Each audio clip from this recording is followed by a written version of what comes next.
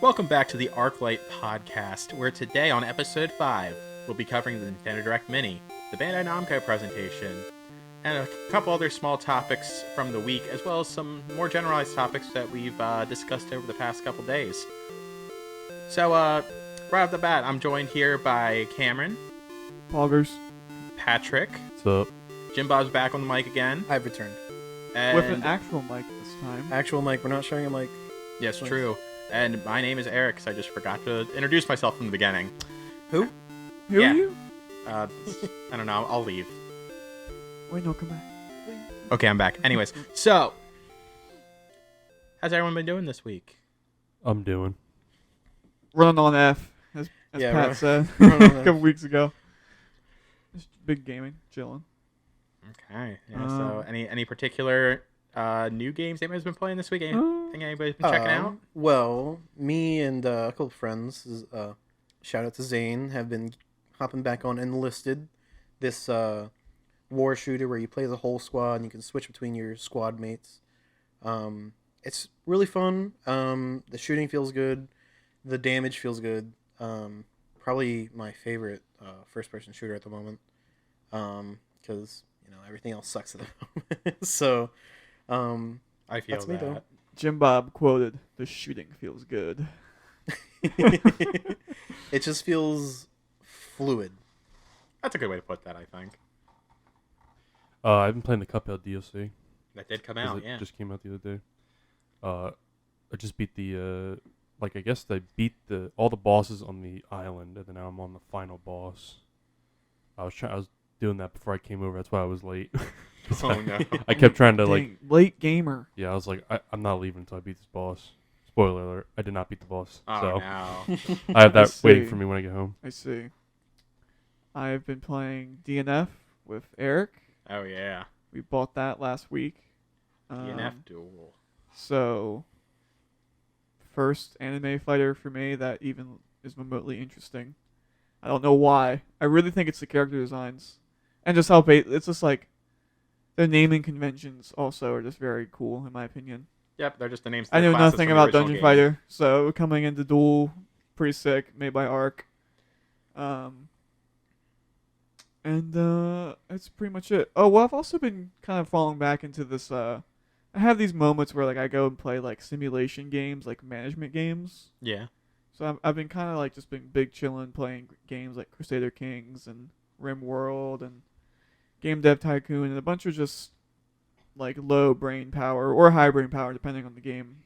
Just chill games on my computer. That's been pretty dope. Real quickly, that I know at least 3 of us here, so me, Pat, and Jimbob, just finished Stranger Things Season 4. So Volume 2 came out last night for Season 4, and we got together with some friends and watched it. So I just wanted to, because I know we talked about it last week, I think, so just want to say Season 4, probably my favorite season, and probably the best season. I'm going to put that Agreed. put that in ink. That last episode was such a blast watching it with everyone, because we had there's so many big moments where we had It was like basically, watching a Marvel movie. Yeah. Our reactions were just we were freaking out. Yeah, so Stranger Things proves yet again it's the best Netflix show, probably one of the better TV shows out right now. Speaking of with other The TV Boys. shows, The Boys. No spoilers, So Yeah, good. yeah, no So- spoilers for Pat or anyone else, but The Boys Season 3, right? Yeah. Yeah. We got one more the episode final next week. episode just came out yesterday as well. I watched it. Jimbo No, doesn't no, watch it. there's another episode next week. 8 episodes total. Yes, correct. Yeah. It's pretty good. Probably one of, I've said it before and I'll say it again, probably one of the better villain portrayals ever in anything. The show has the same villain for about 3 seasons, and it's still like it's a new villain. It's so he's really great actor, really great villain. So good. So yeah, those are my TV show plugs. Yeah. So no spider bites this week, thankfully. So we don't have to worry about that. Awesome. Jimbob, what you been doing this past week? Playing Enlisted. I don't know if I talked about it last week. Playing some Diablo 2. You did. A remake. It's been good. Other than that, not much, personally. Okay. What have you been doing, Erik? Man, me? I've been in this weird spot where I've not been really playing a lot of games, but I've been doing a lot of stuff revolved around gaming. Mainly taking a lot of my old retro consoles. Like I got like the PlayStation Portable, I got the PlayStation 2, the PlayStation 3, the PlayStation 1 sitting over here as well, actually.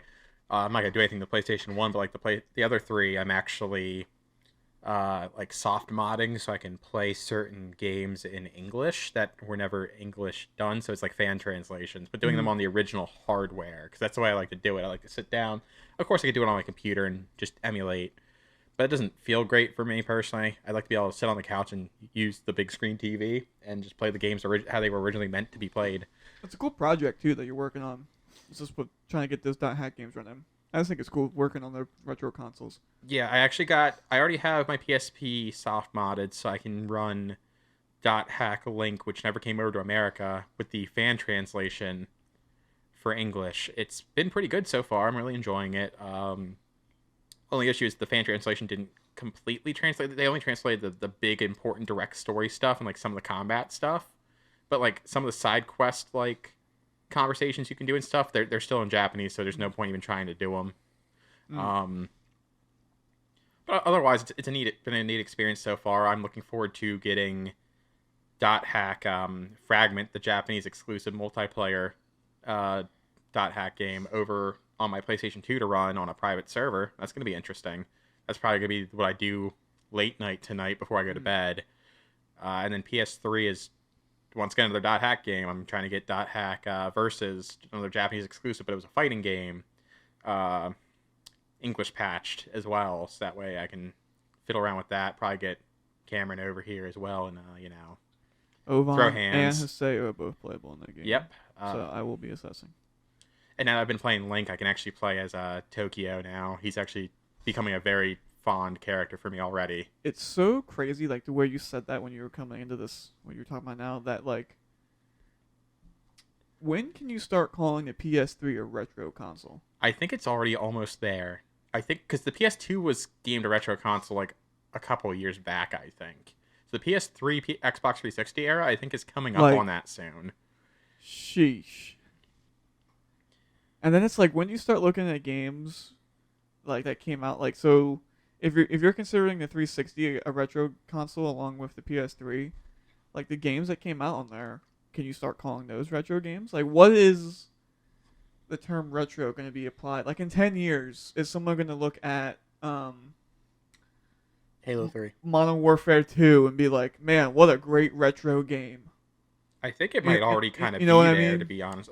I think the definition for retro gaming, from what I've understood so far, is it's somewhere between 15 to 20 years old at this point. Because I already know there's people out there that are probably like, no, retro games is only going to stop and only apply to Nintendo games, you know what I mean? Like, stuff like that. Like, unless it has pixel graphics or it came out on the PS1 with 3D, original 3D graphics, it's not retro. I think in my like that, mind, you know what I mean? yeah, I think in my mind currently, I look at anything that didn't have HDMI is currently retro in my mind. Ooh.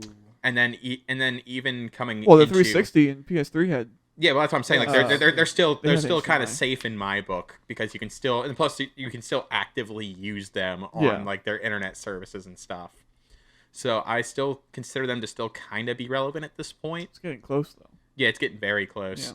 That's 2 generations ago. Yes, so I think give it another couple of years and those will be big retro officially, I think. Not only is it 2 generations, but you have to think there's also been mini generations now with, like, the 1X, the PS4 Pro, Yeah. PS4, Xbox One, and then there was the Xbox 360 Elite, the PS3 Slim, 360, PS3. So it's like, they're already probably at that age, I feel like. Yeah, I but don't know. That's just something that.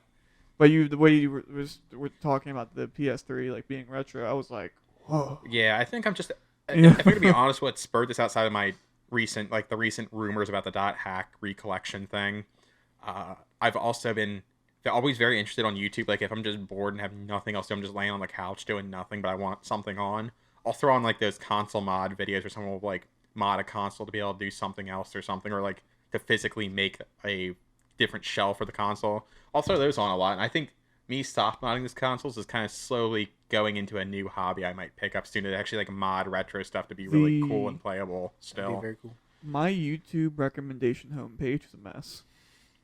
So whenever I load up YouTube, I get like 10-second videos of just people showing up on the screen, screaming, and then disappearing. Yeah, that's fair.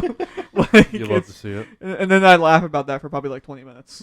So Yeah, I think outside of doing those projects, so the only game I've actually really been pulling up on once again is DNF Duel, as Camryn brought up earlier. yo, DNF is kind of dope. It is easily become within the first week. Yeah, it's been about a week since it's been out now.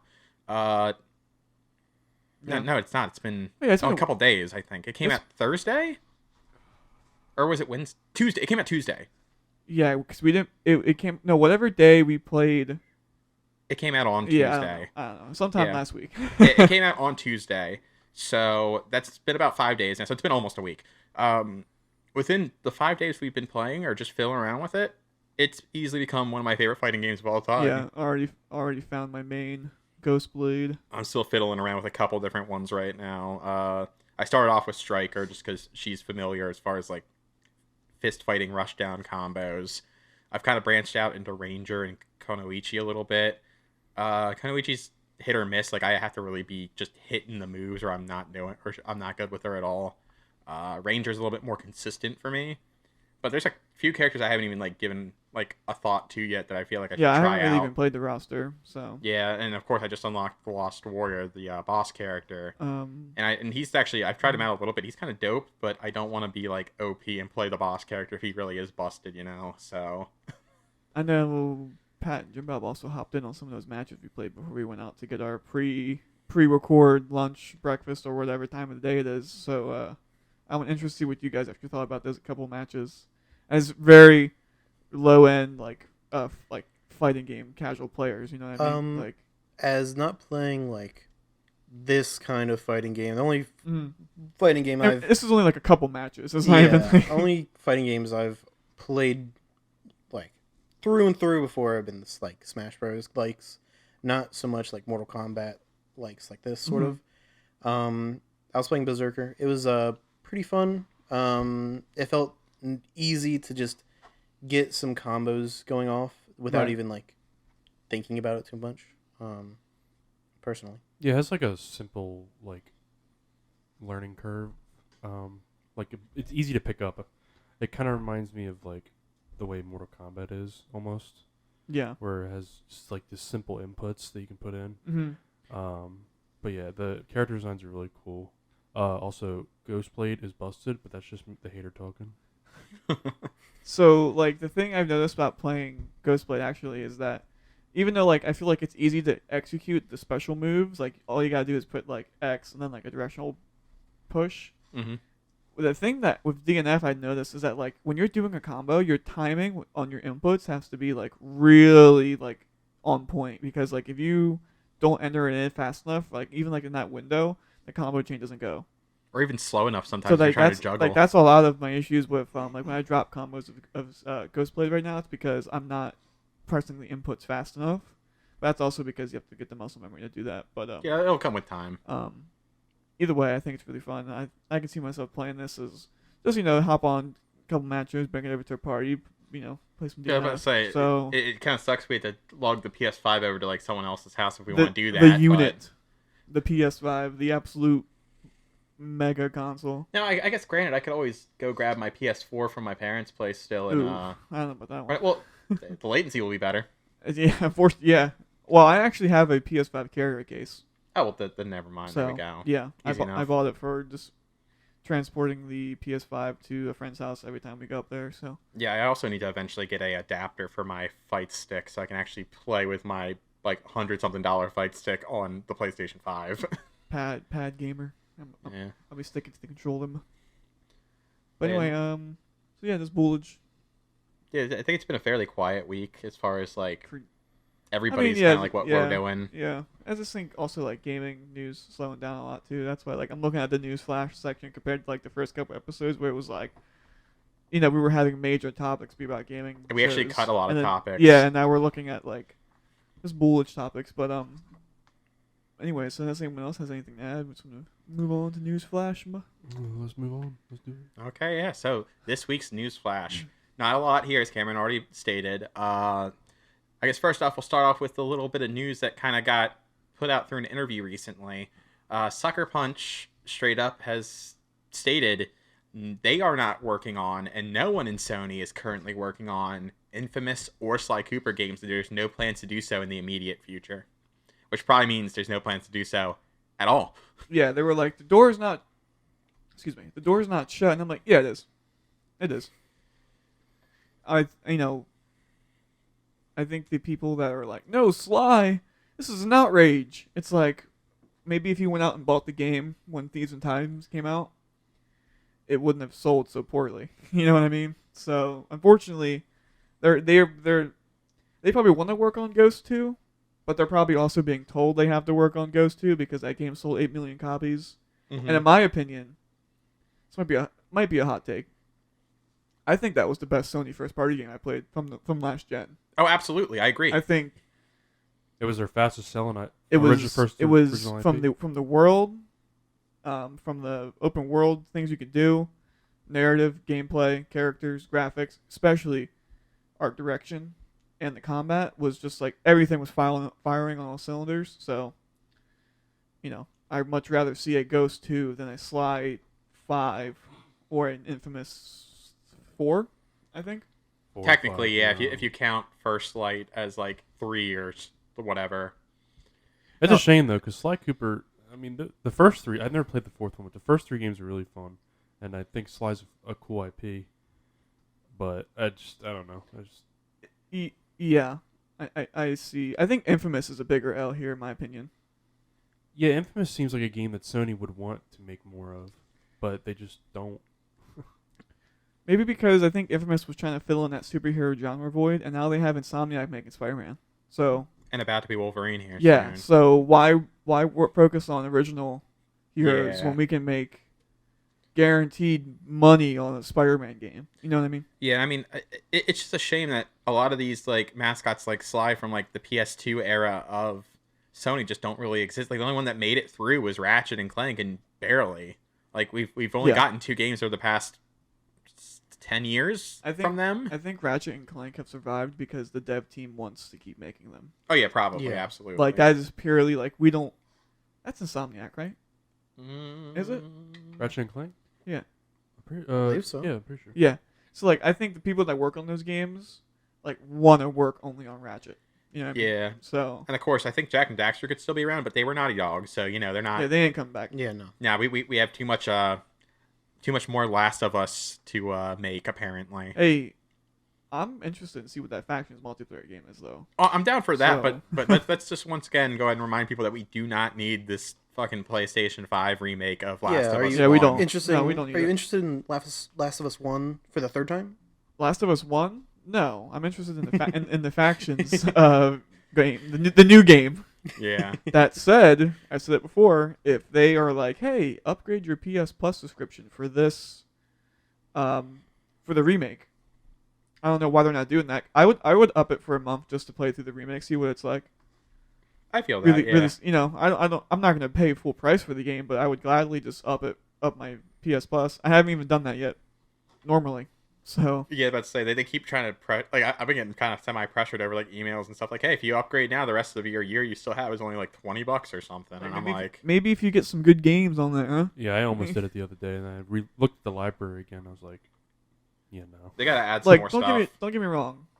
This isn't like a dig at Game Pass. I own Game Pass. I pay for it, Ultimate versions. I have PC and normal. Yep, Great catalog of games. I don't really play a lot of them though. same. You know what I mean? So it's like, I'm not gonna do the same thing for Sony. You know what I mean? The draw for Sony for me would be the classic IP coming back. Yeah, because they have a richer back yeah, catalog than Xbox and is. that's not there. You know what I mean? Right. Yeah. So Meanwhile, even though Xbox barely has a retro backlog, they have everything possible available. Not even just through Game Pass, you can still Yeah. play them on the just console. pop the disc right in. Yeah, which is so strange to me still, because when they did release the PS5 like press conference originally, they did straight up say this technically can run PS3 discs, but it obviously can't. You put in 3D, you put in a PS3 disc, and it doesn't read it. Like, what was the point in even mentioning that if you're not going to do anything with it? I almost wonder if, like, maybe the next iteration of the PS5, like PS5 Pro or whatever they do next, will have that integration where they're like, yeah, you can play your PS3 games. Now, do you think they did that intentionally to sell the newer console for the people who will obviously buy the newer console again? I feel like maybe, but I also think because they were like, yeah, the console's backwards compatible, and they didn't say exactly how backwards compatible it was. I think that was kind of like they kept it only very with PS4. loose. Yeah, like they said PS4, and they were like, and maybe even PS3, but then there was that hard maybe in there that was like, oof. Yeah. So, what to go off back to the side thing and Infamous thing, they were like, yeah, we're not doing it, and no other studios doing it. So, Shut the door. Right yeah, and I know front of everyone's Jimbob face. during lunch said like it's pretty strange that they don't even have like a low end team working on these games, and my point to that is why bother having a low end team working on one of these franchises when you can have them assisting another team with a AAA game that is going to sell. See, I get that, but I almost agree with Jimbob a little bit though, because maybe not for Infamous, but I feel like you could just have a smaller team making a Sly Cooper game, and it would still be good, Like, Sly Cooper, I don't feel like it's that intensive of a game to make. It's a cartoony, 2D, like, side-scrolling platformer for the most part. Yeah, but you gotta think of the time and resources that they're working on that when you could have them assisting with Spider-Man or Wolverine or God of War or Last of Us 3 or Last of Us Remake Part 1. See, I understand that, but I think I'm just a little butthurt because of what Activision has done with their studios. Yeah, like, hey, every single studio is now just working on Call of Duty. Yeah, like they have Raven Softworks, the guys behind Ultimate Alliance and X-Men Rise of Apocalypse and all that stuff, working only on Call of Duty. Yeah, support and then for Call of Duty. High Moon Studios made those banger Transformers games, only now doing support. Toys for Bob, aka Spyro and Crash Bandicoot. Back to support. We're not seeing those games again anytime soon. We got treated to them for like the past couple of years. Now they're like, yeah, they're gone again. Well, maybe with Xbox stepping in, we can maybe get one of those studios to start working on something new. I mean, we got a Crash 4, but I didn't see like an official Spyro 4, sadly. So I'm like, where's that at? Come on, man. I don't count Enter the Dragonfly as a fourth Spyro. So that might be a controversial hot take there for anybody listening who likes Spyro, but nah, it wasn't Spyro 4.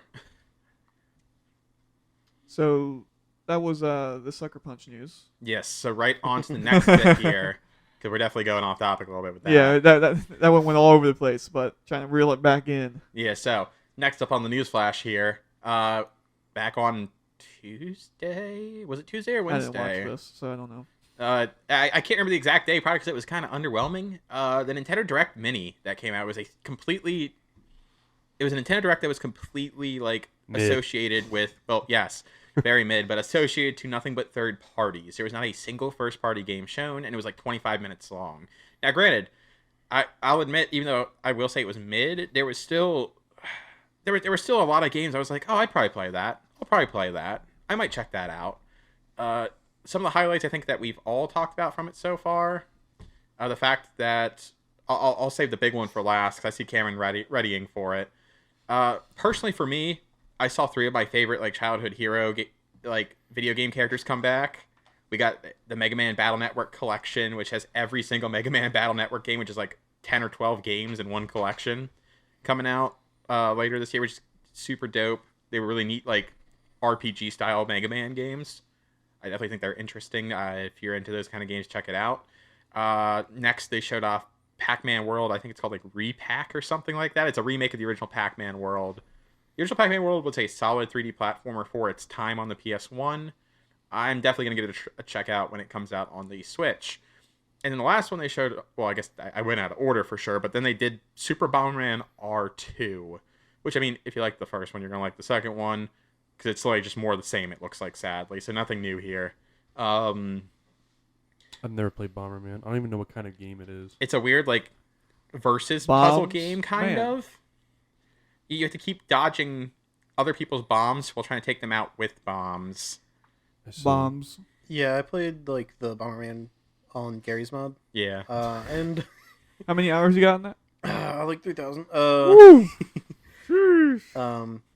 But I think I might be checking this out for once. Okay, that's How often do you play your here. Switch, Jimbob?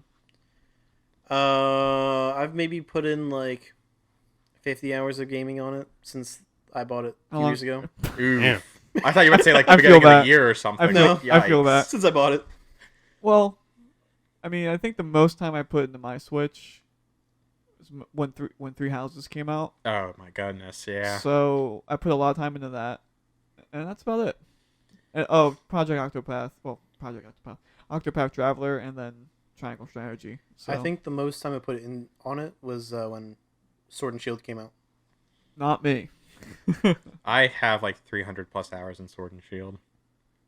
That's because I play like the end game competitive Could- stuff, so could- I was breeding Could and not whatnot. be me. But yeah, nah. So those were like the three big ones that stood out to me as far as like anything they showed from third parties that weren't like big announcements. They were definitely like side announcements, but I was excited for them personally.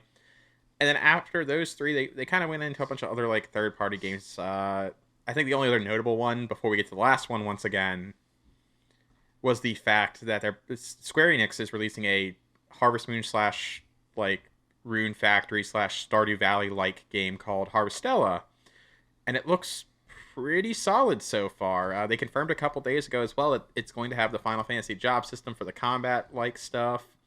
It visually looks pleasing. I mean, it's going to be a chill game. The combat looks pretty dope so far. I'm definitely interested. Pat, I think you said you were interested in it as well. Yeah, I love these like life simulation farming games. They're pretty chill, and it's also like an action RPG at the same time. It's pretty dope. Yeah, I'm an enjoyer of the Stardew Valley likes, so I might be assessing as well. Mhm. So Camryn? Perhaps. I think it looks alright. I think if they can announce it, it'll be like, if there's a way to do like some kind of multiplayer lobbies or something, I think that'll be an absolute sell for sure. Because it'd be nice to be able to bull on some like boss monsters together or something. oh yeah. Or even help out on each other's farms, kind of like what Stardew Valley eventually implemented. I think after that, like once again, there was 25 minutes of just kind of like, it felt like a lot of filler junk that's not even really worth mentioning. Sadly, apologies if someone actually liked something else that was shown during this presentation. Eric It's is funny like, when all of the- your games are junk. It was funny when they uploaded the video because like YouTube has like the thing at the when you can scroll through the You see where everyone watched the you most. see yeah. well, and they show you like what sections of the video are, and they show you the games that are like. So I just like scrolled through to see What was shown? what was shown, and I was picked where I like what interested me. I didn't even watch the whole video. Yeah. But yeah, so because I see Camryn over here itching, he's ready. Yeah, so You can go ahead and throw Yeah. this last one out for what they ended the presentation on. I don't know which episode it was on, but I made a bold prediction that the reason. Oh, I think it was the Xbox one we talked about. I think so. Yeah. When we kind of talked about what happened there. The reason they didn't announce the Persona games for Switch is because they were gonna do it at a direct later in the month, and they fucking did. So it came out, and Persona 3, 4, and 5 Royal Edition all come into Switch. I think they also just announced with all the DLC. So all the DLC is coming to, like all the DLC packs for 5 and 4, if 4 has any, are going to be rolled into the console ports and probably the PC port with an update. So Oh my goodness, that actually just reminded me about something that actually happened at this direct that had me a little Yeah, go upset. ahead. So there was another game that was kind of a big deal that got announced during the direct, but it's been out for a while now, so that's probably why I didn't even remember it at first. But they're bringing Nier Automata with all the DLC to the Switch, Yeah. and it's running natively on the Switch. And the reason that's a big deal is because that's a PS4, Xbox One game they're running natively on the Switch. But Square Enix came and get fucking PlayStation 2 Kingdom Hearts games to run natively on the Switch. What the fuck is up with that? dude, man, the Switch's power is like, I can't wrap my head around it because like you got games like Three Houses that perform well in some areas, but then drop frames like really bad during combat. I don't know if you guys remember that. Mm-hmm. Yeah. But Three Houses was dropping frames pretty bad during combat during Yeah. certain sections. And then fast forward, I'm playing Triangle Strategy, which is one of the HD 2D pixel games for people that don't know. And it's still dropping frames during that. And I was like, what is going on here? So I would not be surprised if this game runs like crap on the Switch. Well, they've apparently stated that how they've gotten it to work is they've gotten Nier Automata to run 1080p while docked, 720p in handheld locked at 30 frames for both is how it's going to work. I'll believe it when I see it. I believe that when I see it. Jimbob's face when I said locked at 30 frames. 30 Over here frames, being PC master race over PC here. gamer. He said 30 frames. Switch on. Ugh. Laughs in 144 or whatever you get your computer up to. But it's funny because literally there was less people excited about Nier Automata coming to the Switch, and more people upset that Kingdom Hearts has cloud versions instead of actual ports, because the fact it's obviously possible if you can do Nier Automata. Yeah. Like, come on, what's going on? It's the cloud version thing is just so strange to me. Like, yeah, it's time for an upgrade. Oh, for sure. I think even by maybe the end of the year we see like an announcement for the Switch Pro, if not sometime next year. But I'd buy one. I think with some of the games that have been announced for the Switch, that like Pokemon Scarlet and Violet look like they're so much better than what they can actually do on a regular Switch at the moment. Do which they? is why I'm like, I mean, if you watch some like the 4K videos that have come out for it, yeah, they look like, it looks like those are games that would absolutely benefit from like a better Switch. Yeah, but if we're saying the ceiling for the Switch right now is Pokemon, like the Pokemon graphics and art direction. Well, it's time for an upgrade still. Well, I more meant like, it's not even like the graphics, but like what's going on where you have all these Pokemon on the field. They've just recently upgraded the engine, it looks like, for those games, and then you have they're adding 4-player multiplayer now. So it's like, what's going on? How is the Switch running this? I still think the graphical power of the Switch peaked with Breath of the Wild. Absolutely. Once again, it's all art direction, though. Yeah, I mean, of course, our art direction takes, you can, we'll get into that at some other time, I feel like. But still, I think that game runs great, looks great. You know what I mean? Yeah, absolutely. But, anyway, yeah, so Persona on Switch, I called it. That means one of my predictions is good to go. Yeah, I really have to back these videos and see if, or not videos, the audio logs here, and see if I can round up all your bold predictions onto a list, so, and then we can start crossing them all off. Well, what's the vibe on God of War? They keep saying, they just came out, the producers came out and said, no, we're working on it. We can't wait till you have more of the show. All the leaks are coming out saying it's looking to come out in November. And apparently the revealed trailer teaser is ready to go. They just haven't released it yet. It was apparently supposed to be, according to insiders, shown off this Thursday, and then it just didn't happen. Yeah. Corey Balrog who's was director of God of War and a bunch of other God of War games, but is now a producer on this next one because he's probably directing the third one because Erik confirmed it for a trilogy. Said that there's no, don't worry, the game hasn't slipped out of this year. And I'm just like, I just don't believe him. Like, the issue is it's already so close to the end of the year that it wouldn't really hurt if they pushed to like January or February of next year. Why is this game not being shown off? Like, what is going? This is the same kind of talk I was hearing from people about Starfield when they were like, the game is like coming out in November and they haven't shown anything off. It's gonna get delayed. And then everyone was like, yeah, of course. And then now, once you start saying that about God of War, suddenly you're crazy. Because it's like, we've seen no extended gameplay for this thing. I'm not saying it's going to be bad. It's probably going to look amazing. But it's just like, I have question marks. Like, why is Sony not just big pushing this game? I feel that, yeah. You know what I mean? Like, this is their, as far as we know, they have nothing coming out later this year. So, except for the Last of Us remake. We're not going to count that. Right. I'm just saying, It's like, a anything remake. new. Like, yeah. Yeah, I don't think they have any new IP games coming out at the end of the year outside of God of War, and then it's not. Like, it might not even be there. What is the purpose of holding back, information on it? It's because it's got to be because they want to cover their bases. If I think maybe it's a thing of they're waiting to see, like they have the go ahead to delay if they have to. Yeah. But they're just waiting to see. You know what I mean? So now it's like at this point, are you going to drop the game on me in September for a November release date? You know what I mean? Like, right, I get you there. Maybe it's going to come out in October, the year of gaming. Oh my gosh, there's so much. I think there's a couple things over the past couple weeks that got announced for October. I think Harvestella might be October, actually. Probably. Pat, what do you think about God of War? Because I don't know, it's weird that you're the only one here at the table that's played it from start to finish. it just besides like me. makes me think like they keep insisting that's coming out this year. So I mean, for now I'm gonna believe them because it's like if they delay it, they're already in fucking shit with like the fans because there's like that stuff coming out about the fans like sending like these terrible photos to the production team at Santa Monica. I have no idea what that is. They're like Yeah. there's like fans that are sending producers and like workers of Santa Monica like unsolicited pics, like nude photos. I see. To Huh? yeah, and Corey Barlog was like, "You guys need to stop. Like this is getting What crazy." the Wait. Yeah, What is? People are just sending them nudes?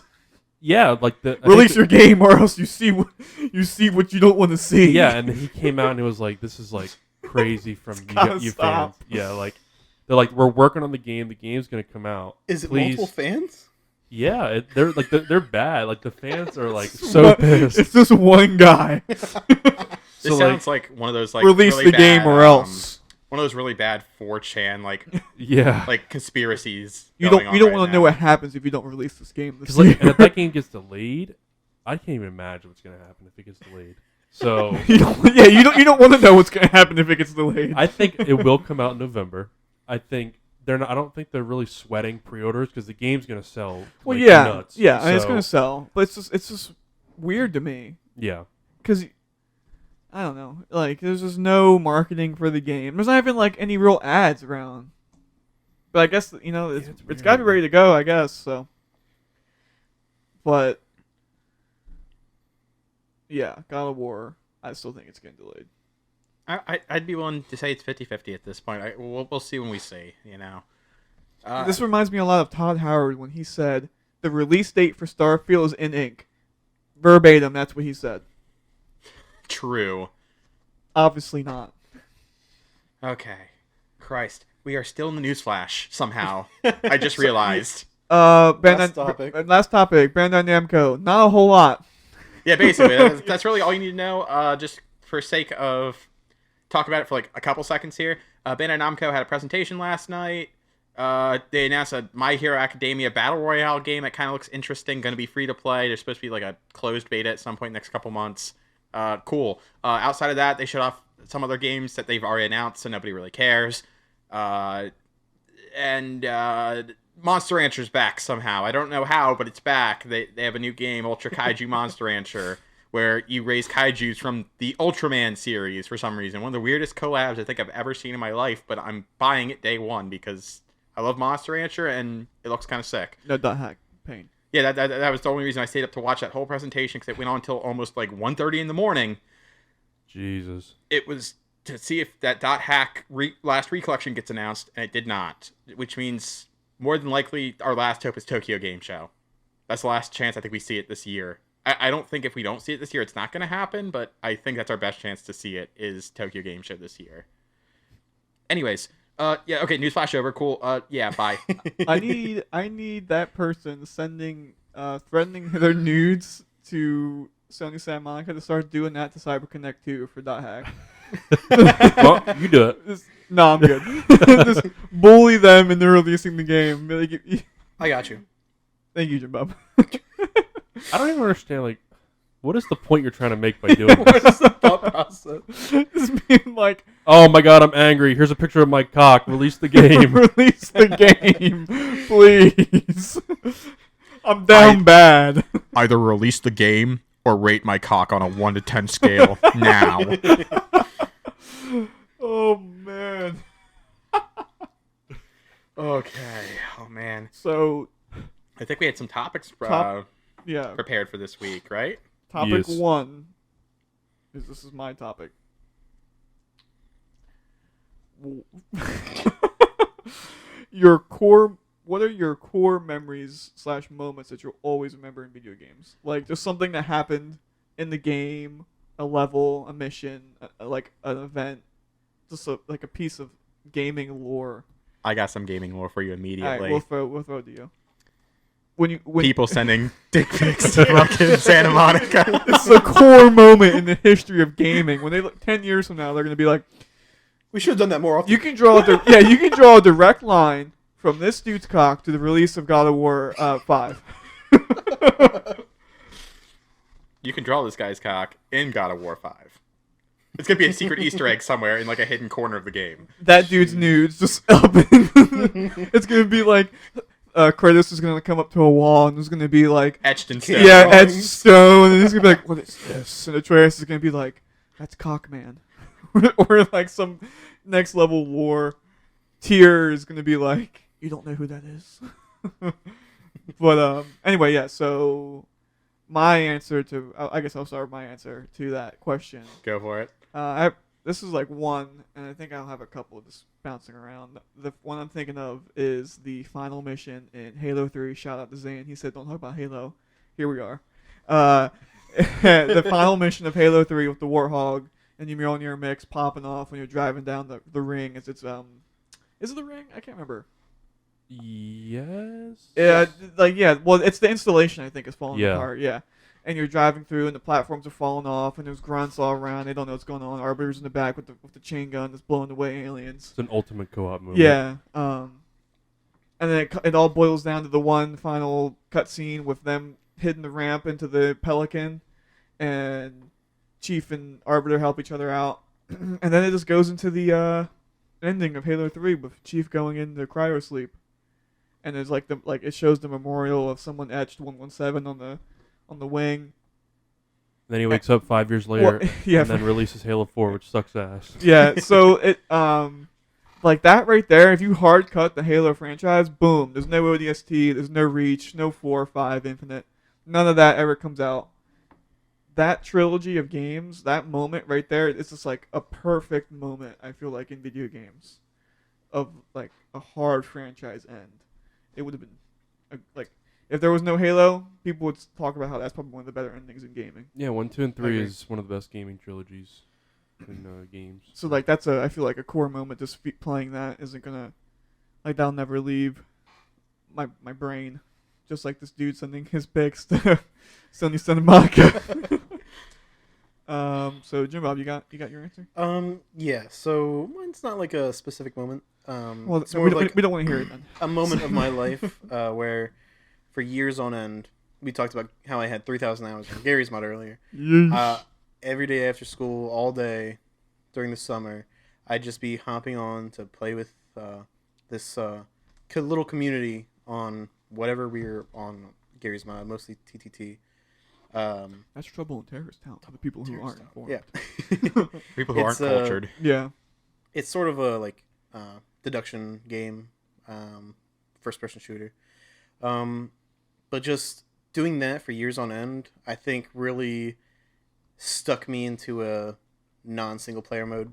Really made you who you are. Yeah, when A terrorist. There's this whole meme of I don't play any single player games. I've been trying to branch out, play through Skyrim, a few other games I'm trying to go through. I am a Skyrim enjoyer. Recently played through Ratchet & Clank series. I think finally getting myself out of that slump, personally. But just that community and those years I spent with those people are just probably my core memory. Very fair. Eric, do you have? I can go last. I was trying to think. Core memory. Definitely one of my core moments in video gaming that I think really shaped what I expect. Okay, yeah, here's a good one. Yeah, it kind of goes with what I've been talking about a lot throughout the past couple episodes, and then especially at the beginning of this episode, where I was like, everything I'm modding is for .hack at the moment. Uh-huh. When I was a kid playing through .hack Infection, the first .hack game. Man, oh man, did I got to the ending finally after hours upon hours of trying to grind through it. And let me tell you what, the ending to that game is like, you feel like you've done so much, basically. And then, after being the final boss of that first game, you immediately get hit with the, hey, you still suck, you haven't actually done anything, and everything you've done has been in vain. Much like real life. That's what it feels like. Completely was a plot twist in a game I had not seen before. But it's also probably because it's one of the first games that was immediately, from day one, you knew there was going to be multiple parts to it.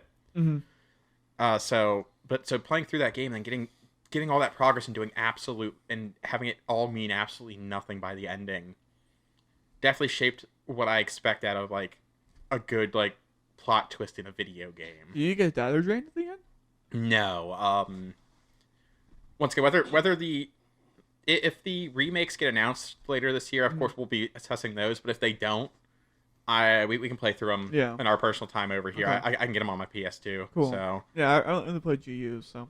yeah, because man, there's a reason I have repeatedly told you as much as I love GU, the original 4, just those stories they're so crazy. It's insane how in depth and like absolutely bonkers the story gets with those games. Like the twists and turns just are so unexpected. How I feel about GU, and I'm telling you, just finish. I'm it, almost please. done. I'm almost done. Please. I actually just reinstalled GU on my PC because I'm sitting here like I might just like low key stream me playing through GU just to kind of get through it. Finish GU or else. Yeah. But you know, that was definitely like my core moment in video gaming, like without spoiling it, because once again, especially if the remakes do come out, I don't want to spoil what the ending to the first bit is. But man, it hits like a truck. Mine's not as like deep. Mine's kind of like a funny moment. I was playing back when I used to like be really into like Battlefield and stuff. There was Battlefield 1942. Camryn was there. He can That's a good one. relate. But so it was like my first game playing it with him and then one of our other friends. And so we're playing on, I can't remember the name of the map, but it was like this beach map. And so we were coming in from the ships onto the beach. Yeah. And we're storming the beaches with like, because there's like a 16v16 lobby, I think. Excuse me. And so we're like following this beach trail, and we're like walking past these bushes, and all of a sudden you hear like a kamikaze dude screaming from the bush, and he runs towards us with a katana, and he kills all 3 of us. Yeah. Like an actual player. Was this because like the Japanese troops were like ghillie suits, Yeah. like to certain classes. It was a complete vibe check. 'Cause Yeah. For the first game. Yeah, he was just, and we were thinking about it today when he brought this up. Like he was gonna say that, like, how long was this dude sitting in the bush just waiting for people to come up this one trail? Because we had no idea it was there, and he scared the shit out of us when he came out the bush with his sword out, and this melee killed all of us. Yeah, and aren't like Battlefield maps like always like They're decently big. large? Yeah, this was Battlefield 1942 was a Xbox arcade game, so it was still pretty big, but it wasn't like the budget wasn't there to be like, because they remade the map in Battlefield 1. What's the one that came out to Battlefield 1? Battlefield 4? Battlefield 4. No, 5. 5. Yeah. So they remade it in 5 because that's World War II again. But it was just insane. That's another one of my moments I won't forget either, because it was just like, okay. it was fun. Also, in the meantime, Pat pulled up the tweet from Corey Balrog about the dude who I guess was just been sending dick pics to developers. Like, they're holding the release date hostage. Like, I'm sure they want to share the date, but they just can't. Yeah. Anyway, does anyone else have any moments? Or I had one. I had 2 coming in, but I immediately forgot the second one. Oh, I have my other one. I got one after you then. So this is not really directly related to the game itself, but Erik was there for this when we were watching one of the E3s at our friend Harry's house, and there was like a whiteboard, and we just put on there. This is back when Sony actually did conferences. We just put on there what we want to see, blah blah blah blah blah, and for no reason at all. This was like, I had never played the original game yet. I was like, oh, it'd be really cool if I saw a Final Fantasy VII remake here. Completely out of left field.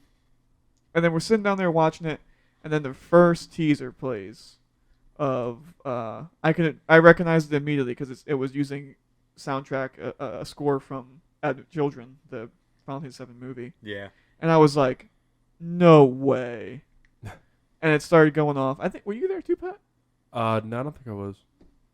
It started going off, and then it shows Cloud walking down the street, and I was just like, no fucking way. It's actually happening. And then I had to wait like 6 years for the game. So True. But no, that was a crazy moment. I think it's moments like those where it's like a lot of people I've been hearing recently are like, why do we still need like E3 or Summer Game Fest? We still need E3. It's not even like a need. It's more or less, why wouldn't you want them? There's so many hype moments that come from these that are like legendary that people get excited about. you- That it's like we always every year that there is an E3, we try to get together and watch them in person. Like Yeah. all sit down in front of the TV together and try to watch it together, and so we can get hype about stuff together. And it's always been a great experience. Oh, another similar one is when they announced Cyberpunk and they reveal that Keanu Reeves is in the game. Oh my god, yeah. Yeah, We the- all lost our minds. It was like such a hype trailer, and then you're like, oh my, like why is Keanu Reeves here? And then it's like, it's like the trailer plays and it shows Keanu Reeves as Johnny Silverhand, and we're like, like popping off. I don't think I've ever heard such a loud pop off before. And then he walks come out on stage, and it was just like 15 decimals higher of the pop off, Yeah. and then that's when you get the "you're breathtaking" moment. And then the game came out and disappointed a lot of people. And the game was not So, breathtaking. yeah, the the game was definitely not breathtaking. That would actually be a really interesting episode. I feel like to do go back and talk about Cyberpunk now, because I recently played it again with the next gen patch, and I'm gonna go on record. Well, I enjoyed what I played. It's a shame the game came out the way it did, and it's obviously missing content. It's not perfect. Well, no game is perfect, but this is very far from perfect. And just a little mini tangent here. I think what I played, I enjoyed. I think Pat feels the same way. I liked what I Ultimate- enjoyed before the next Yeah, gen patch. ultimately, I think For what it could have been, huh? yeah, there's a Yeah. good game, and there's a quote unquote good game in there if you enjoy playing games the reason I do, like story, character, narrative. I think what they accomplished with Johnny Silverhand and Keanu Reeves' character is phenomenal. So, anyway, yeah, that's a little side tangent on that. Any other moments? Oh, that's right. I Yeah, have you had one yeah. more, which, I think we've talked about this a little bit on the podcast, and of course we talked about it a lot in our friend group, especially because our buddy Zach has his own podcast where he's had a controversial opinion comparatively to us on this. The moment I knew remakes were dope, I had to be like 12, 13, maybe 14 at the time, when Pokemon Heart Gold and Soul Silver came out on the DS, the remakes for the original Gold, Silver, Crystal. Dude. And I was sitting there. I remember my mom took me to go pick it up that morning when it came out. Because it was like a week. It was like a weekend when it came out. This somehow. is Kid Erik. Yeah. Oh no, it wasn't even a weekend. It came out like over the summer or something. So I was able to I wasn't at school. So my mom took me to go pick it up because she was like, "Oh, I gotta go grocery shopping anyway, so we can go pick it up for you, and then we can go ahead and we'll go grocery shopping, and you can sit in the car and play it if you want." I was like, "Okay, cool, yeah, absolutely, I would love to do that." I booted up that game, and I immediately felt like this rush of absolute pure bliss of nostalgia playing, because that was my favorite game when I was like 6, 7 years old. It's the original like Gold, Silver, Crystal games. So playing Heart Gold, Soul Silver, I had Heart Gold at the time, and the Pokewalker thing was kind of dope too. But that's besides the point. Oh my gosh, I got to the first rival battle, and the remix of his music starts playing up, and I actually, as a 14-year-old kid, was tearing up because I was like, they did this music so much justice. The battle's dope. The little because at the time that was like Gen 4, Gen 5-ish time, so the sprite animations were so much better. Everything was so much more fluid. They had the Pokemon following you thing in the game. Bro, it was like the perfect Pokemon game at the time. And it really truly showed me that you can take something older like that and brush it up to modern standards and have it be an absolute blast, be absolutely amazing, and be true and faithful to what you grew up loving. Now, granted, a lot of remakes aren't like that anymore, but I mean, for the few that do end up doing stuff like that, man, it's magical, and I really hope we see more of stuff like that over the next couple of years. It's interesting, actually. Whenever we talk about remakes, I don't think we ever talk about the fact that Pokemon remakes all of their games. Well, the more recent ones haven't been super great. Brilliant Diamond, Shining Pearl were literally they just upscaled the graphics. I did like what they did with the art. Yeah, it was nice. That, yeah. And then the last good ones technically were Omega Ruby, Alpha Sapphire, but they were even more than just remakes. They basically added a lot more content. I mean, same with Heart Gold, Soul Silver, but it didn't feel as faithful to some. I don't know how to explain it, but Omega Ruby, Alpha Sapphire didn't feel as faithful to the original source material as Heart Gold, Soul Silver did, while also adding to it. But yeah, no, I mean, Pokemon has shown in the past that you can do a remake really good. Yeah. It's just a shame once again a lot of companies don't. Naughty Dog. All right. Topic Tuma. Yeah, we're going to talk about gaming in Hollywood and some of the hits and the misses. Well, more misses than hits, but we'll discuss. So with this A little bit of a topic, unique topic here. I don't think we've ever branched out so far. Start talking about movies as an actual topic for us. and are we?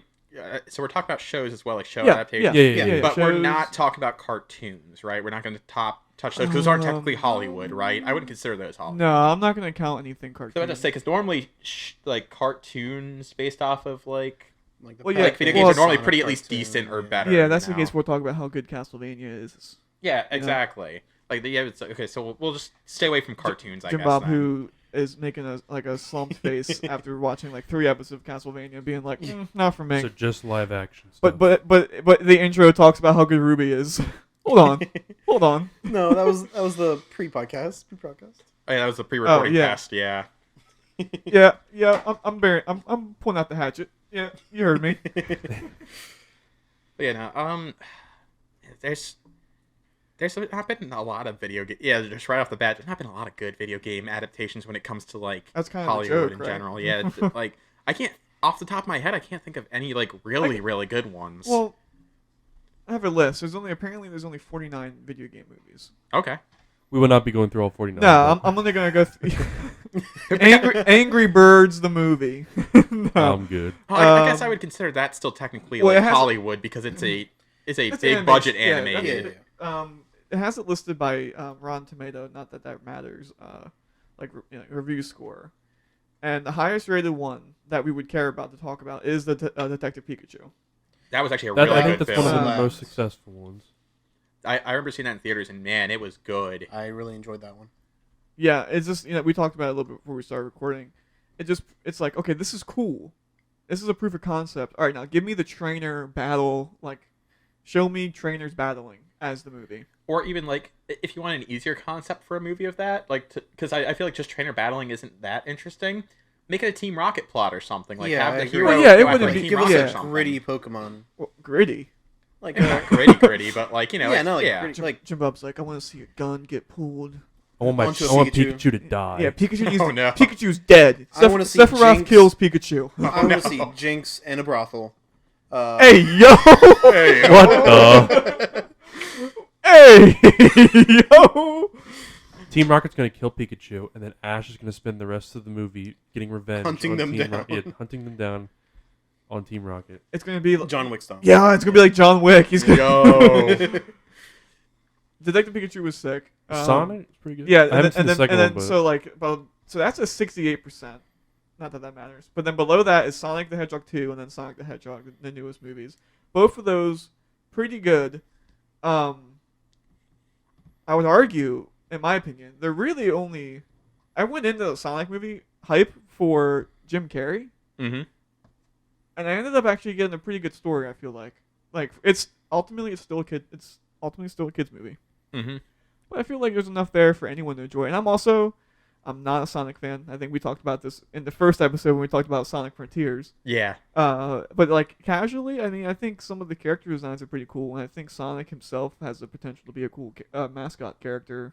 But Absolutely. the movies are pretty good. I think he's Easy really formula to adapt. really the only reason Sega still exists to even the extent they do this day is just because Sonic still somewhat sells because he's just that popular of a mascot. I don't want to spoil anything, because I don't think everyone here has seen the second movie. I haven't seen the movie, but I know what the The post-credit scene post-credit is. Yeah, I also scene know- is yeah. hype. Yeah, it was pretty dope. I'm Wait, actually so- excited to see 3 now. You guys don't care if I bring it up? I already saw the post-credit scene. Okay. Go for it. So it's Shadow the Hedgehog. Yeah, Shadow shows And- I up. should be ready for that. And, Oh, dude, that's sick. It's sick. Is he gonna I'm not have a saying that in gun? bad way. Yeah, he comes out the test tube. He has the AR, and he's ready to go. So, I mean, I don't think he has the AR, but Got the Uzi. Yeah, he has the Uzi. Dark metal theme starts playing, and we're good to go. So now we're going. So those are pretty good examples, and another mid-tier example, Mortal Kombat. which one? So there's the new one, which I enjoyed. The new one has its That was- flaws.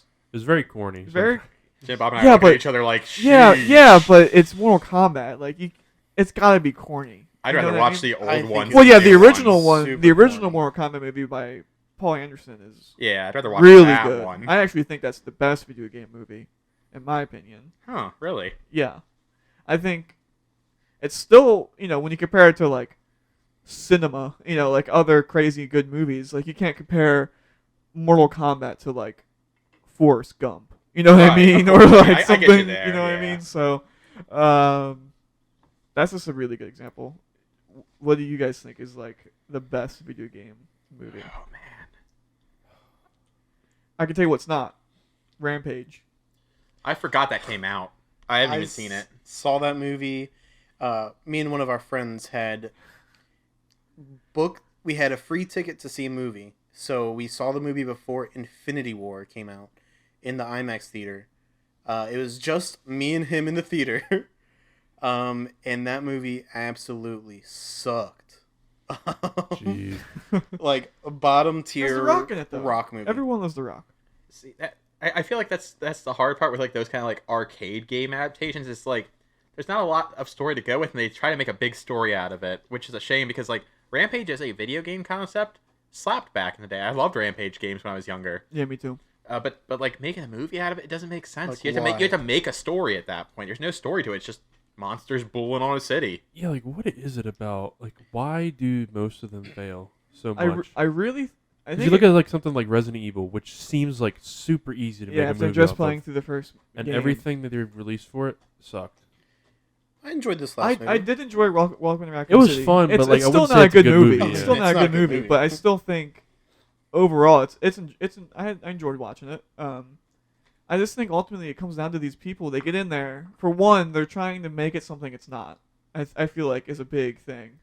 Like they have to make it appeal to a general audience for some of these movies, and they have to that loses some of the aspect of what makes the game like great, I guess you could say. Yeah. But there's no brainer decisions that they don't make. Like for example, the Uncharted movie.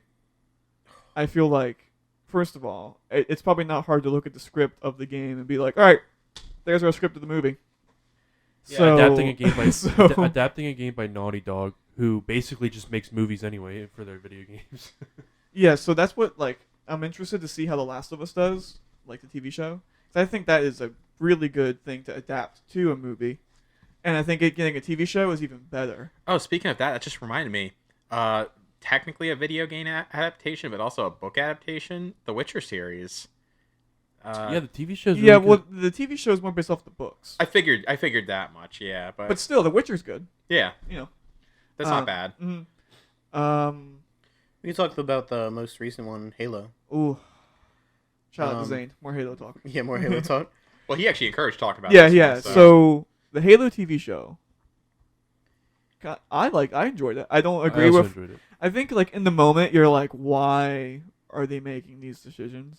And they've already come out and said early on this is a different timeline. Oop, I might hit the mic. Different timeline, doesn't matter. And I think if you just Yeah. accept the story that they're trying to tell Yeah. for this, it's not bad. They're like the highs are pretty. Like there's a lot of good moments in the yeah, but there's a lot of the There's also a highs lot are of- high, the lows are low. I Yeah. enjoyed Yeah. it, but I don't understand why we needed Master Cheeks. Just buns out all the time. Why did Master Chief? Helmet off. Why does he have to get laid? Yeah, I didn't. I don't understand why there's like a that. Master Chief sex scene. Why did they dedicate an entire episode to some side character that we don't care about? Who is not present in the final 2 episodes of Yeah. the show? Yeah. Why didn't they dedicate more screen time to the grunt that hijacked the warthog? Facts. Facts. He should have just been a little side character throughout the entire See, thing it's, that and it's like stuff survived like that. the whole Like time. when the show becomes Halo, like at the end of the series, in the big final moment is when Silver Team is what they're called in the series. It goes to the Covenant planet and they fight the Covenant to get the artifact, and it's finally playing the Halo theme. The only time the Mjolnir mix plays. And you get to see Master Chief popping off against 3 brutes, and it's like the coolest shit ever. Like this is what we wanted. This is what people wanted for Halo for the longest time in live action. And there's only two moments like that. The big battle a couple episodes before, and that one. See, what I didn't understand from the beginning was, in episode 1, there's just a whole platoon of elites bulling on this shitty planet, Yeah, rolling up on where the artifact should have been, quote unquote. yeah. Magical.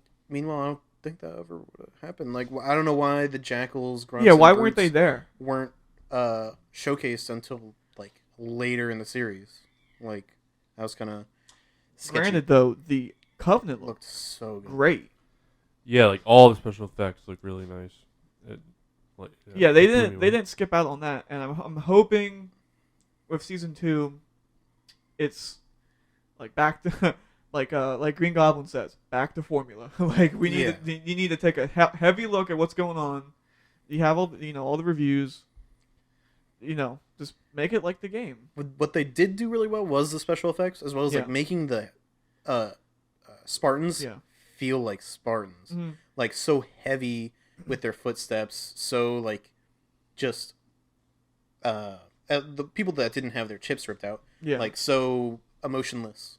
And then so I went back and I read the Fall of Reach, which was like the first Halo novel made that gives you the origins of Master Chief and the Spartan 2 program and the Covenant War. And I mean, honestly, the story isn't too far off from what you get, but obviously it's more dramatized for Hollywood. But I think it's an okay adaptation for what it is. It's a different timeline of Halo. Pardon me. It gets the job done. So yeah, Halo, it's okay. It's not the best video game adaptation. What's the lowest rated one on there? Eric, would you watch a Final Fantasy live action movie? Probably depends on. It depends on what they do with it. Honestly, I don't know if I would want to see a live action adaptation of any of the games outside of maybe 4. I feel like 4's story would work pretty decently in live action. I think it would be an original story if. I think that it would have to be. It would be an original thing. Or a retelling of one story, possibly. Why are there outside not, of those. Why are there not any more? Like, there's only a few of them, but the CGI movies from Final Fantasy. There's only 2. We're supposed to, technically 3. 3, yeah, the 15 one. Yeah, so why? I feel like, I mean, I've only watched Having Children. And You're welcome. Yep. I could have sworn Netflix at some point way back, like a year or two ago, announced they were like low key working on like a Final Fantasy 14 CG series, but I don't know if that's still in the works or not. Shout out to Assassin's Creed the movie. That movie is trash. I actually enjoyed that movie, but I also didn't play Assassin's Creed like that, so I don't know if it. I'm sure it butchered the lore or whatever, but not knowing anything about it, I thought it was neat. I mean, there's some bottom of the barrel ones that we forgot to mention, like like Mario. Have y'all seen Hitman? I've seen Hitman. I have not. With Timothy Oliphant. Yep. Yeah. 16% on Rotten Tomatoes. That's about right. Prince of Persia movie I thought was pretty okay the one too. At the bottom here, it's probably, if I had to guess, it's probably by the ones with Your Ball. If you guys know who that is, he's a terrible director. It's the Alone in the Dark movie. It has a 1%. Oh my god. And here's the consensus. Inept on almost every level, Alone in the Dark may not work as a thriller, but it's good for some head slapping laughter. That's how I feel about Dragon Ball Evolution. Even though that's not a video game, but also. We haven't mentioned it yet, but shout out to the Resident Evil movies. I like some of those. They're bottom of the barrel, but some of them are pretty cool. Just action movies. Where's Ratchet and Clank fall on that list? It's pretty low. It has like understood. It's I haven't seen it, like but I heard it was dog. They got Ratchet and Clank at a 21%. So There was the Uncharted movie, because that also was a recent one. I didn't hate the Uncharted movie. Yeah. It's got some work if they want to make it into a franchise, but I didn't hate it. I'm interested to see how this God of War show is. It's a couple scrolls down at 40%. But anyway, so I just think ultimately it boils down to we're getting these misses is because people are going in trying to big brain these movies when really all you gotta do is take a look. Like it's really, I feel like most of them haven't played the game. I actually think the Halo showrunners said they didn't play the games because they didn't want to feel like they had to be confined to the games, which is just dumb to me. I don't understand. Even if you're not trying to tell that story exactly, why you wouldn't just play Look it at anyway. the source material. Yeah, it's like it's still the source material. You know what I mean? So It's like them trying to make make the Harry Potter series, but then like we never. Yeah, we never read the books. Yeah. So hidden misses. There's a lot of them. Mostly misses. Mostly misses, and even the hits aren't really like hits. I mean, Sonic is a hit. That movie makes tons of cash. Yeah. Yeah, it's the best. I think that's all I can really think of. Yeah. We mentioned the Monster Hunter movie for a little bit before this, which because I think I'm the only one that actually sat down and watched it. I know it didn't review well, and I can understand why. I personally enjoy, as a Monster Hunter fan, I did personally enjoy it. There's a lot of Easter eggs in there, But if you're not a Monster Hunter fan or you know absolutely nothing about Monster Hunter, you're going to go into that movie and be bored. Yeah, I think that's another reason too about like the movie for video game movies either have too much for only fans or too little. You know what I mean? Yeah. So Yeah. whereas I feel like Halo had a good mix Yeah. as a TV show. So topic 3. Is our final topic I can't here? read it. I gotcha. All the rain energy cans in the Oh, way. Yep. Yeah, I Just move gotcha. that here. Shout out If to Rain. you could live in Oh, she's morbid. any fictional world, what would it be? Now, of course, there are some stipulations here you got to remember right off the bat. Okay, are we doing the isekai one? Kind of, yeah. So basically, you didn't grow up in this The cat fictional will world. like- You straight up just Are you? you are you. You just magically are now in that world. You don't have any powers. You literally just are you still in this world. Now, granted, with given time and stuff, if there's like a way to like learn magic or something, or learn how to do something, or something that you can obtain in that world through regular means, if you're able to do so with your current physique and abilities, then sure, you could get those over time. But just right off the bat, you don't got anything going on. You're just regular old you. You just got out of work and suddenly you're now in magic You world. step into you gotta open your door and it's just like portal to the other world.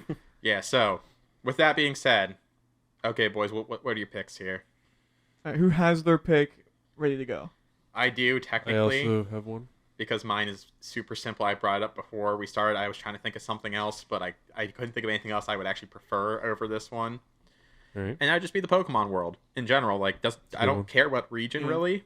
Just the Pokemon world, because I could still just be me, but I get Pokemon. I mean, there's it's really no like- downsides You really don't here. have to be anybody in the Pokemon world. You can just have Pokemon. I could still So- I could still just work my day job, but have Pokemon involved in my life, which just sounds dope. It's just more advanced pets with abilities and stuff. Pokemon's a really good pick. It's a solid pick. Like, I feel like there's a lot you could go into with it, but it's also very self-explanatory, so I'm not going to spend a lot of time on that one. Yeah. Yeah. So I'll Pat? pass it on to Pat. Y'all are a bunch of haters, so I'm gonna get some flack for this, but I'm gonna say One Piece. There it is. Yep. Woo! Yeah. One Piece. One Piece. Yeah, the bullet. But I don't know. I'll be that guy. I'm gonna spawn in, and Spawn it in. my immediate thing. I'm gonna try and find a crew to join, and I'm gonna find a devil fruit, and then I'm gonna work my way up the ranks, and there you go. There you go. You know you could be a pirate in real life, right? Yeah, but it's not the same. I can't get. It's not the same. It's like yeah. Pat's like, no, I want to be a pirate that's on a crew of clowns, and I want to, you know. I don't want to go to Somalia. I want to look like a Disney character. Like, I want my eyes to be really big. One Piece is not a pick I would choose. My fictional world is another, I feel like, generic one. I'm coming in with like the Middle Earth pick. I feel like, you know. Well, Just live in the actually, fantasy I mean, world? if it's me stepping into Middle Earth, I couldn't go hang out at the Shire because they'd be like, Yeah, like what are you gonna do? Like what are you gonna? I mean, I could go just hang be out. a farmer. I could go hang out in Bree. I could probably pass as a Breelander, but Middle Earth is a generic pick. Pass it to Jimbob, but I think of something else. Might be a silly pick. Now I will say before this, Jimbob's like, is it Gmod. also like? I'm gonna pick Gmod. Is it also like? If Pat's picking One Piece, is that a cartoon world?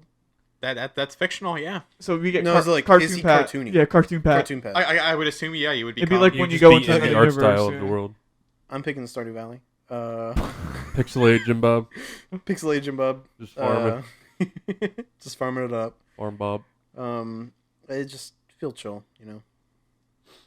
Would you go into the dungeon to try and kill monsters and get loot? Ooh. I'd know what die, I'd pick. I but know what yes, I'd pick. I'll still do it. This isn't really like a fiction. I mean, it's fictional world as in the sense it's in a fiction novel and movie.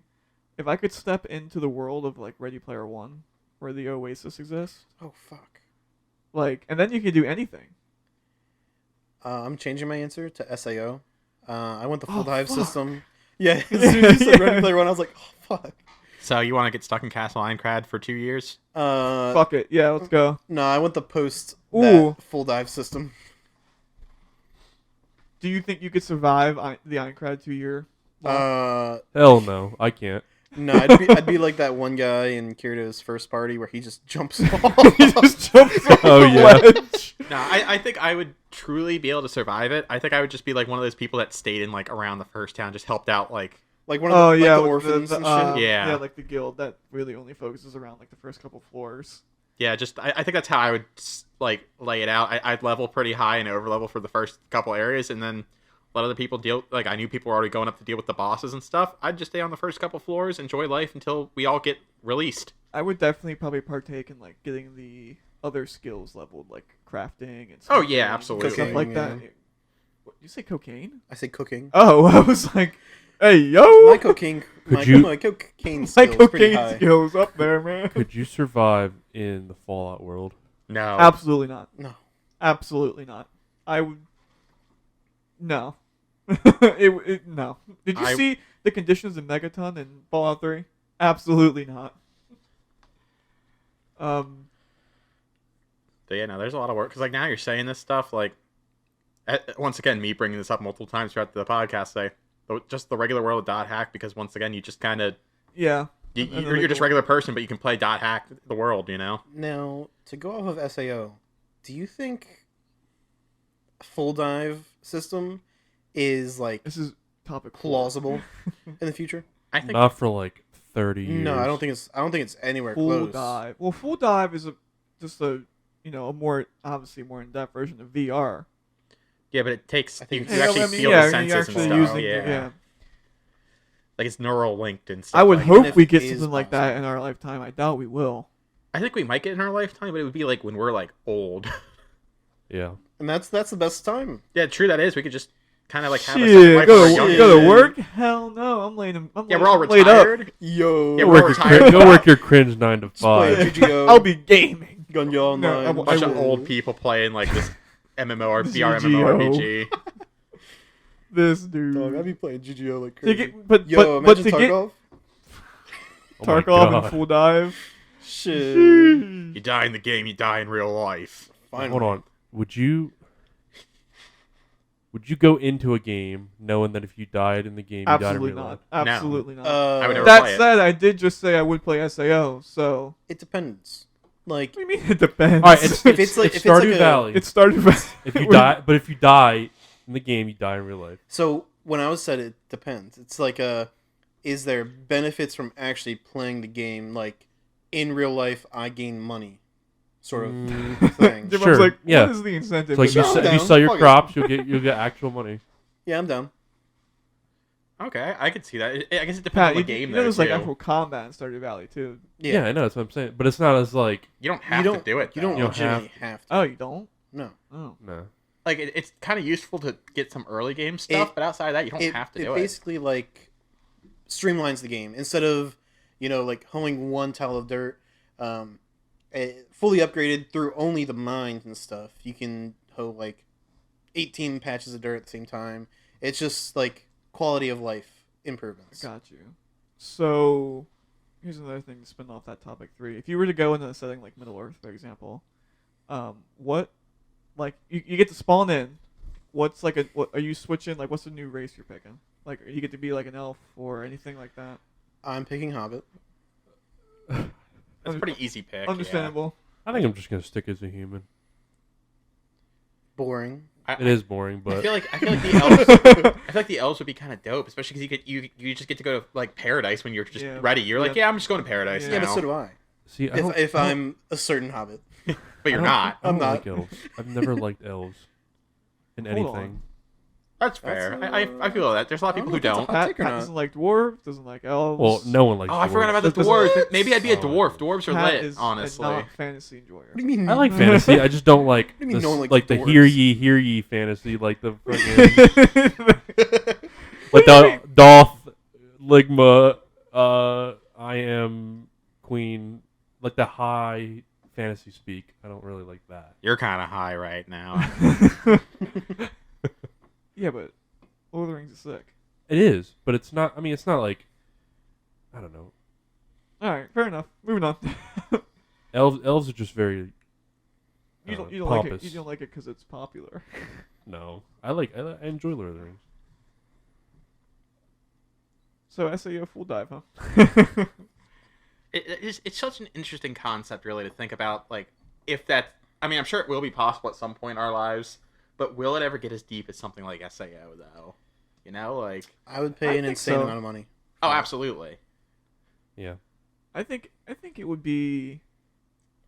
I mean, when you just think about the future of gaming, like that's just kind of where I've always felt like VR is really the future in a sense. Like, there's so many avenues to take with virtual reality that it leads to the full dive, putting on the helmet, being able to control something with your mind.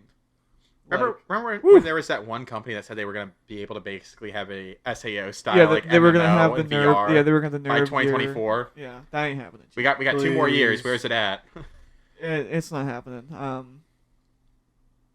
mean, I don't know. I think we could be closer to something like that. I don't know about fully diving. Yeah. But I think we could be close to an MMO of that scale. So. And I think it's funnily enough, I think I remember hearing that's kind of like MiHoYo, the Genshin Impact. That's like their end goal. Well, I guess they're HoYoverse now. That's like their end goal. Like all these games are leading up to like a virtual reality style MMO where you can just be whoever you want and do whatever you want. Ooh, I got one. Madden. Just I'm good. No, because if we spawned into Madden, we wouldn't be the players. We wouldn't be the people that have actual graphics. We'd be the people in the stands that have like the PS3 era, like low poly. Yeah. It's just pre-rendered pictures of you two just like we become 2D. Yeah. No, I was gonna say, do you think you could live out like living in like Westeros, like a Game of Thrones setting? Man.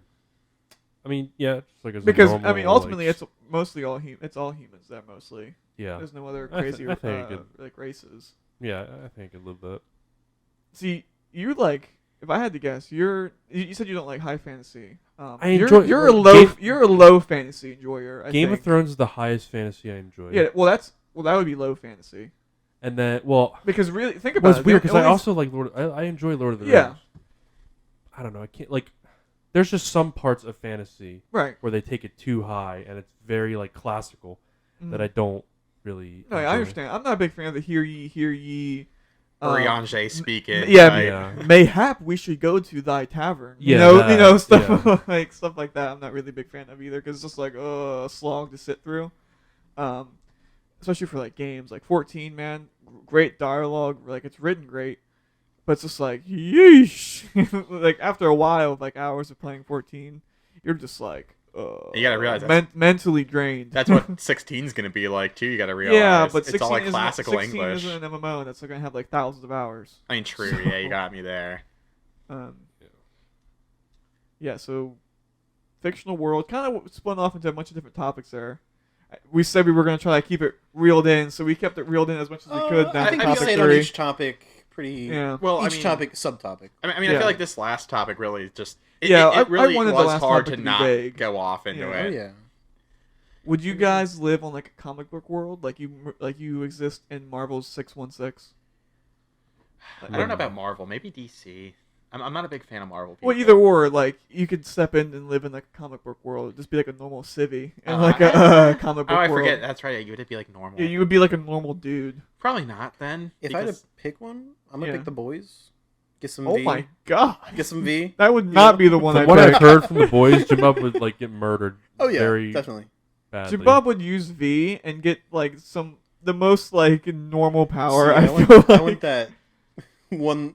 I don't want to. Oh yeah, I know what you mean. Yeah, yeah, I got you. I don't want to spoil anything for Pat here, but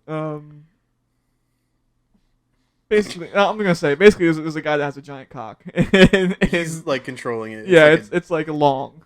It's like a boa constrictor. Yeah, it's so like a snake. long and like. Is that the guy that's sending the pics to Santa Monica? Yeah, Oh, yeah. yeah, that's him, dude. What? It's like I don't know, man. I don't want to go on that tangent. I really again, hope it's not just one person. It's like a whole group of people just being like. I would like to think it's just one person. It's a Just collective. one man It's who's a leading an army of. it's just like it's a collective Of ponies. if people just like Yeah. release the game, please. No, were they mailing it in? I don't know. Yeah, Imagine. yeah, like well, I don't that. know, because like I don't know. I would No, assume from the tweet, it looks like they were being sent to like a female game developer, which obviously it's not cool. We're laughing about it, but it's not cool. Right. But right. it's just like We're laughing at the absurdity. the absurdity Yeah, of yeah, just yeah. sending in cock pics over the fact that you don't have a release date. Like, come on, man. But could you imagine mailing it in like fan mail? A printed copy. You open, of, you open it up. God. You're like, hey guys, new batch of fan mails here. You open it up, you unseal it, like, ugh, Oh, penises. it's all penises. And, Jesus it's- Christ. and then you see like a ransom letter, like cut out magazine, and it's just release the game or or more else. Yeah, The or gaming community more sucks. more shall follow. it's wild. I don't understand how there are people that think that doing stuff like that will get them results. Yeah, like what is the?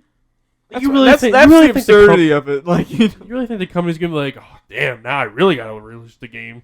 this makes me want to work That's less. that's a nice cock. The game's coming a month earlier. I mean, you gotta think with people who were like sending like, like giving a buff. Sakurai It's and the like a- team like a death cat buff. threats before Smash Ultimate came out. All that did was Sakurai straight up was like, "Yeah, you guys aren't ever getting Waluigi now." I'd rather want dick pics than death threats, gotta say. Yeah, absolutely. But still, that's the thing. Like, Sakurai was straight up like, "Wow, that's crazy. I'm never putting Waluigi in this game." Basically. Understandable. So it's like, do you really think that doing something of like that level, still like that level of absurdity, is still gonna like bullying the developers gonna get Yeah. you what you want? No, it's Speaking not. of Sakurai, do you think he just like? You think they put him like in a cryo sleep chamber? Like he's like in. I imagine Sakurai is like, you know, like how they found Alucard in the beginning of Castlevania. Like he's just in the the coffin, just Yeah. waiting, Yeah. blood being funneled into the coffin. Nah, I think He's just waiting for the time for a new. What are you laughing about over here, Jimbo? Laughing at the absurdity of, do you think he's in a cryo chamber? Like, what? I mean, do you think they got this? Because you know that they're just waiting. Like he only shows up for Smash. Well, it actually Now, he did nowadays. when the 3DS first came out, right before like after Brawl came out on the Wii, he made Kid Icarus Uprising, which was a fantastic game. Who? Oh, that's right, you don't play Nintendo games. Yeah, who? But for those who do play Nintendo games, Kid Icarus Uprising was like the rebirth of the Kid Icarus franchise, and it was a dope like third-person shooter action game, and it was sick. Yeah. Oh, that's Pit. I Yeah. was just saying as a joke. Yeah, no, yeah. I don't that's know. fair. I don't know much about Nintendo. I'm not from. Everyone knows. Everyone knows me. I'm the man that said, quoted, "I think Nintendo's overrated." Yeah, but Sakurai directed that game, and it was really well done. And I think there's a chance we see another game like that from him soon. Because he's saying he's taking like a massive break from gaming, or making games, I should say. I don't believe that. I think he's working on something in the background for sure. Whether it be Kid Icarus or some other Nintendo IP, or maybe he's even just working with Bandai Namco at this point, considering he has such a good relationship with them. Oh, yeah. But yeah, I think he's definitely working on something in the background, and we might see it in the next like year or two, at least like an announcement or something. Definitely not Smash though.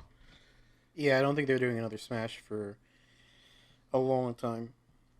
Smash to me, I feel like is a franchise like people describe Star Wars like this a lot as a franchise that should go away for a while and then come back. Yeah, that's what I Smash feel like is. Smash should be like that Oh, because yeah. really, Smash Ultimate, is Smash Ultimate. Like you got the entire roster. It would be nuts though if a new Smash came out with like an entirely new roster. Well, I think Yeah, that's the what next they step. need. Yeah, Like I mean, only like you got like a couple of the key pillars like Mario and Link, I think like you know, Pikachu. the only that Yeah. sense, yeah. handful like you of just people they need. you just wipe that entire roster. The only handful of people they need would be Link, Mario, and Pikachu. and maybe Kirby. Full stop. Yeah. Outside of that, you just start grabbing new characters completely. Like, and from like more recent like IPs and like more recent games to like just start because Like, please, for the love of God. Oh, no Fire Emblem characters. well, that's the thing. We're gonna keep getting new Fire Emblem games, so we're gonna get new Fire Emblem characters. Please. But I know who they should put in there. I don't know. I was pretty loud. I didn't mean to slap the table and also my hands together. They should put the guy who's sending dick pics to Sony Santa Monica and Smash. Christ. All right. What would be Damn, Pat came in with the. All right, that means you know what that means, gamers. Well, I got one more question. All right. Okay. all right. What would be a Nintendo or even any gaming IP you'd want in Smash? Oh, easy, Master Chief. Master Chief's True, a good that's one. a good one. Doom guy. I think sort of like Banjo and Kazooie, Ratchet and Clank would be really good. Yeah. Yeah, if Sony, I feel like we would have seen them if Sony wasn't so uptight about their IPs. I feel like we probably would have seen them in this game, actually. Kratos. Wait, I'm changing my answer. The Knight from Hollow Knight. Yeah, that's a good one. Yeah, I'm, really sticking, good I'm kit. sticking to Master Chief. I'm not saying Kratos. If I had to pick one, mainly just because, one, he's a Bandai Namco character, so he should have been in the games, but I understand his franchise has been dead, but they're reviving it again. Well, yes, that's a good answer, but no, I was going to say Klonoa. They're just now... They just announced they're remastering the first two games. They were PlayStation games way back in the day. Like 2D, 3D platformer type games. And Bandai Namco tried to make him their like mascot for a while. He even had Pac-Man on his hat that he wears. I see. They were trying to make him like Bandai Namco's mascot. And they tried rebooting him again on the Wii. It didn't sell super well, but I guess it sold well enough to where they're like, we're going to try again on the Switch now. We're remastering both the original games. And they've already stated if these do well, they'll finally make the third one. They'll do it. And I think at this point, if they're really pushing that hard for it, and if Bandai Namco is involved again in the next Smash game, I could see Klonoa being playable in the next one if the IP does well with this re-release. It actually comes out next week, so I believe it. I'm interested to see that one again. Jimbob's like, yes, I believe it's coming out next week. No, I believe that would be a possible Smash edition. Yeah, for sure. But yeah, I think that's my answer to that. That was a good final little bit there with that question about Smash, which I mean can be its own topic altogether. But I think that's all of our topics for today, and subtopics and Boolage and all that stuff. So as always, I'll throw it to Erik for the outro. Okay, yeah. So he didn't look too ready for that one, but here we go. yeah, I was caught off guard there for a second. But no. So once again, thanks for all the support for everyone who's been listening. We're still sitting here. We're trying our best. We know we had some audio issues over the past couple episodes. I think we really ironed them out this time, but fingers crossed. Hope. Yeah, we haven't. Of course, as we're recording this, we won't know till it's like finished recording. Yeah. But fingers crossed. Thank you guys for sticking with us as we're learning this process. Once again, if you guys have any suggestions, comments, concerns, or even like you want to mention something that we talked about, or even want us to talk about a certain topic, feel free to send us an email at arclightbrigade@gmail.com. But do not send us dick pics. Yeah, we do not have the release date. We do not have the release date for God of War 5. Send that directly to me. Thanks, Jimbob. Jimbob definitely has the release date for God of War. Yeah, I do. Just letting you guys know. And I'm not going to spoil if Camryn's big prediction is correct or not yet. So, of it being delayed or not. Oh, so. yeah. I was like, huh? He just gave him the most, like, confused face. But yeah, He so prefers that by mail as well. So, Yes, please. he's going to provide his address. Yeah. Anyway. But yeah, so once again, that is arclightbrigade@gmail.com. Feel free to send us any kind of questions, comments, concerns, or even topics you'd like to hear us talk about. Outside of that, I think, once again, it was kind of a slow week news-wise. Again, really cool topics we had today, though. Really enjoying what we've been doing. We've now officially been doing this for a little over a month. Today actually Pretty marks impressed. our 2-month period. Yeah, especially with the survivability of old group projects we used to have. This is actually impressive here that we've kept consistent. But no, yeah, I'm enjoying this. I think this is something we can see ourselves doing for quite a while, actually, as long as we keep enjoying it. And when does this release, Erik? When did they come out? Right, that's something we should probably actually start mentioning. I think we mentioned it in like the first episode, and I haven't mentioned it since. Episodes do upload to Spotify by the evening that we record these. So Saturday evenings at some point, either in the evening or nighttime, you will see it pop up on Spotify. YouTube does take a little bit longer because I had to like render the video and stuff. So it does take a little bit longer for that to come out. So I still try to get those out on Saturday evenings, but if not, it will be up by Sunday morning. I normally have to let them upload overnight sometimes. But outside of that, yeah, so Saturday evenings, you will see the podcast pop up. If you haven't, make sure to follow us on Spotify or YouTube, either way. Just because I feel like we get a lot of views, but we don't have anybody really following us on either of those platforms yet. So definitely give us a follow if you enjoy what we're doing here. Please share with your friends, family, maybe not family actually. Select family members, I'd say. Yeah, This that's episode was a little more mature. Yeah. Than, A little. Talking a lot about cock today. dropped a lot of F-bombs today. So I think, yeah, absolutely. Like, still feel for blah, blah, blah, blah, blah, blah. Feel free to share with anybody that you feel would actually enjoy this. And I guess outside of Especially the that, God of War developers. yeah, absolutely. But just all in all, thanks for the support. Thanks for listening. Any other closing statements from either of you three? Nothing other than stay gaming. Stay gaming. Stay gaming. Okay, I guess that's it. Stay gaming. Gaming. Gaming.